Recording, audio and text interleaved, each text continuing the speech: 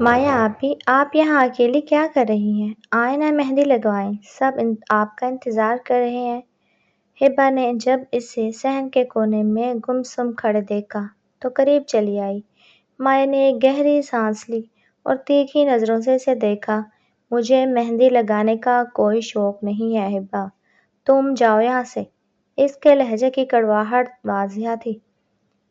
اوہو آپی، مہندی لگانا تو ہر لڑکی کا خواب ہوتا ہے، اور آپ کو پتہ ہے نا، نعمان کو بھی مہندی والے ہاتھ بہت پسند ہے۔ ہبا نے بڑی معصومیت سے اپنے بھائی کا ذکر کیا، جو مایا کا منگیتر تھا۔ یہ نام سنتے ہی مایا کے ماتھے پر بل پڑ گئے۔ نعمان اسے ایک آنکھ نہ بھاتا تھا، وہ تو اس کے لیے محض ایک سمجھوتا تھا جو اس کے گھر والوں نے زبردستی اس کے سر منڈ دیا تھا۔ ہبا، میں نے کہا نا کہ تم جاؤ یہاں سے، جب میرا جی چاہے گا میں لگا لوں گی۔ مایا نے اپنا لہجہ نرم کرنے کی کوشش کی، لیکن ناکام رہی۔ ہبا خاموشی سے اندر چلی گئی، لیکن مایا وہیں کھڑی اپنی قسمت پر آنسو بہاتی رہی۔ قسمت نے ایسا کھیل کھیلا تھا کہ جس کے ساتھ دل جڑا تھا، اس کے ساتھ نصیب نہ جڑا تھا، اور جو نصیب میں لکھ دیا گیا تھا وہ دل کو قبول نہ تھا۔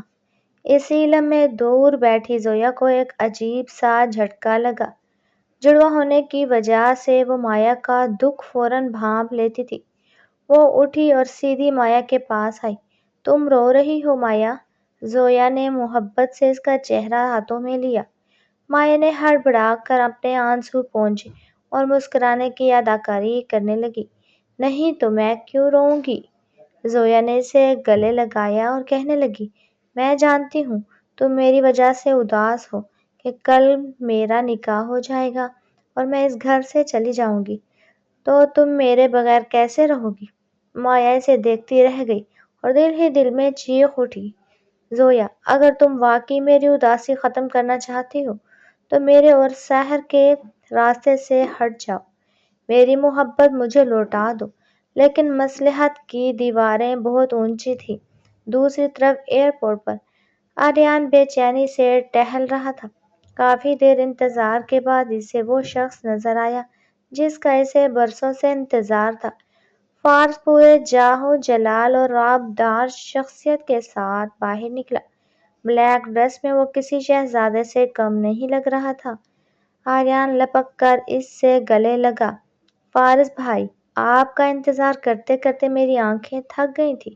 لندن کی فلائٹ کا ہر مسافر دیکھ لیا سوائے آپ کے۔ فارس نے بس ایک دھیمی سی مسکراہٹ دی اور خاموشی سے گاڑی میں بیٹھ گیا۔ وہ ہمیشہ سے ایسا ہی تھا، کم گو اور سنجیدہ۔ حویلی پہنچتے ہی شور مچ گیا کہ فارس آ گیا ہے۔ زرینہ بیگم اپنے بیٹے کو دیکھ کر بے اختیار رونے لگی۔ میرے بچے، میں تمہیں دیکھنے کے لیے ترس گئی تھی۔ فارس نے آگے بڑھ کر اپنی ماں کو گلے لگایا اور ان کی پیشانی چومی۔ ماما جان، اب میں آ گیا ہوں نا، پلیز مت روئیں، ورنہ میں واپس چلا جاؤں گا۔ اس کی اس محبت بھری دھمکی پر زرینہ بیگم مسکرا دی۔ زرینہ بیگم کو اپنی ماں اور اولاد میں فارس سب سے زیادہ پیارا تھا۔ پھر فارس اپنے والد سے ملا اور گھر کے باقی افراد میں گھل مل گیا۔ کچھ دیر کے لیے تو سب بھول ہی گئے کہ آج مہندی کا فنکشن ہے اور تیاریاں ابھی باقی ہیں۔ اسی دوران مایا اپنے کمرے میں بند مسلسل ساحر کو کال کر رہی تھی۔ سحر نے جیسے ہی فون اٹھایا، مایا تڑپ کر بولی، ساحر، یہ آخری بار کہہ رہی ہوں، اگر تم نے کل زویا سے نکاح کیا تو میرا مرا ہوا منہ دیکھو گے۔ میں اپنی جان دے دوں گی، لیکن تمہیں کسی اور کا ہوتے نہیں دیکھ سکتی۔ ساحر کی سانسیں رک گئیں۔ وہ مایا سے جنون کی حد تک محبت کرتا تھا، لیکن اس کی منگنی بچپن میں ہی زویا سے کر دی گئی تھی۔ مایا، میں کیا کروں؟ سب مہمان آ چکے ہیں، کل نکاح ہے، میں اس وقت گھر والوں کو کیسے منع کروں؟ مایا نے ضدی لہجے میں کہا، مجھے نہیں پتا، تم بس زویا سے انکار کرو، ورنہ نتیجہ تم خود دیکھو گے۔ ساحر بری طرح شچ و پنج میں مبتلا ہو گیا۔ اس کے ایک طرف برسوں کا رشتہ تھا اور دوسری طرف اس کی وہ محبت جس کے بغیر وہ جینے کا تصور بھی نہیں کر سکتا تھا۔ حویلی کے لان میں مہندی کی رسم شروع ہو چکی تھی۔ ہر طرف رنگوں اور خوشیوں کا سما تھا۔ علی سے بھابھی نے آ کر سب لڑکیوں کو بلایا کہ دلہن کو تیار کریں اور مہندی لانے والوں کا استقبال کریں۔ زویا دلہن بنی کسی پری سے کم نہیں لگ رہی تھی۔ علیزہ نے اسے گھونگھٹ اٹھایا اور دعا دی، اللہ تمہارے نصیب بہت اچھے کرے زویا۔ زویا کی آنکھوں میں شرم و حیا کی لالی تھی۔ وہ نہیں جانتی تھی کہ اس کی اپنی بہن اس کے خلاف کیا سازشیں کر رہی ہے۔ مایا چھت پر کھڑی حسد اور نفرت سے نیچے کا منظر دیکھ رہی تھی۔ اس نے ساحر کو آنکھوں کے اشارے سے اوپر بلایا۔ ساحر کسی نہ کسی بہانے سب سے نظریں بچا کر چھت پر پہنچ گیا۔ ساحر، تم ابھی تک یہاں ہو؟ نیچے تمہاری مہندی ہو رہی ہے۔ مایا نے غصے سے اس کا ہاتھ تھاما۔ ساحر نے اسے اپنی باہوں میں بھر لیا۔ میں نہیں کر سکتا مایا، میں زویا کے ساتھ زندگی نہیں گزار سکتا۔ مایا نے اس کی آنکھوں میں دیکھتے ہوئے کہا، تو پھر چلو میرے ساتھ، ہم ابھی اسی وقت یہاں سے بھاگ جاتے ہیں۔ ہم نکاح کریں گے اور اس شہر سے دور چلے جائیں گے جہاں کوئی ہمیں نہ جانتا ہو۔ ساحر ہچکچایا، لیکن مایا گھر والے، ہمارے والدین، مایا نے سختی سے کہا، انہیں ہماری پرواہ ہوتی تو وہ ہماری پسند کا خیال رکھتے۔ اب فیصلہ تمہارا ہے، میری لاش یا میرا ساتھ۔ ساحر نے ایک لمبا سانس لیا اور مایا کا ہاتھ مضبوطی سے تھام لیا۔ ٹھیک ہے مایا، میں تمہارے لیے سب کچھ چھوڑنے کو تیار ہوں۔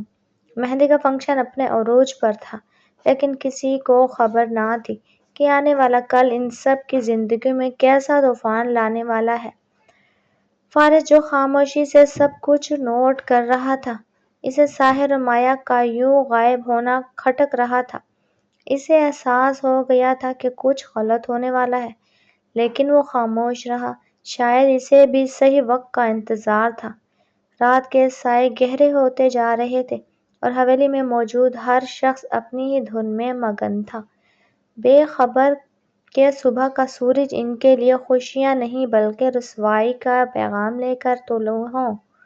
حویلی میں رات کے ڈھلتے سائے اور مہندی کی ڈھولک کی آواز اب مدھم پڑ چکی تھی، لیکن مایا اور ساحر کے دلوں کی دھڑکنیں تیز تھیں۔ مایا نے اپنا ضروری سامان، کچھ زیورات اور نقدی ایک چھوٹے بیگ میں بھر لیے۔ اس کی آنکھوں میں اپنے گھر والوں کے لیے کوئی ملال نہ تھا، اسے بس اپنی ضد اور اپنی محبت کی فکر تھی۔ دوسری طرف ساحر اپنے کمرے میں بے چینی سے ٹہل رہا تھا۔ اسے بار بار زویا کا معصوم چہرہ یاد آ رہا تھا، جس کی زندگی وہ برباد کرنے جا رہا تھا، لیکن مایا کی خودکشی کی دھمکی اس کے اعصاب پر سوار تھی۔ ساحر، تم نے گاڑی کا انتظام کر لیا؟